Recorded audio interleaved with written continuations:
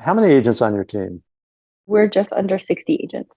Okay, so you run a very large team, which means you're bringing on new people all the time. Can you talk about how like with Ojo, for example, how many of those 60 agents are on Ojo? Are all of them part of them, and what do they do? Like, what's your process for deciding who is, who isn't? Yeah. Well, I mean, just kind of like backing it up all together, when we hire somebody, part of the process, I won't get into necessarily the whole hiring process, but a piece of it is they do have to actually role play our lead conversion script with whichever team leader they're going to work with. And in that same conversation, the team leader can interview them and ask them additional questions outside of what the recruiter has done. But we get some people to deselect right there, right? Like they don't want to use a script, they don't want to go in front of it, a person to do it. And so that's been a really key differentiator that we do.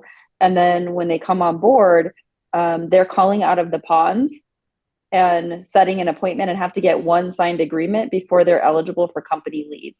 So we're prepping them in basically their first 2 weeks with us to really master that lead conversion script as best they can.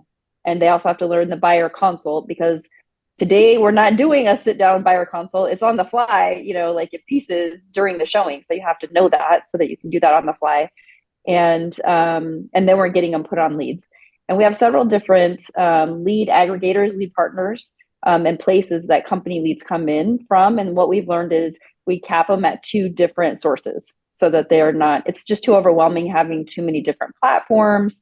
And the disorganization that happens for the agents. Yeah. So we've just capped that because we found that to be more beneficial and easier for them to manage.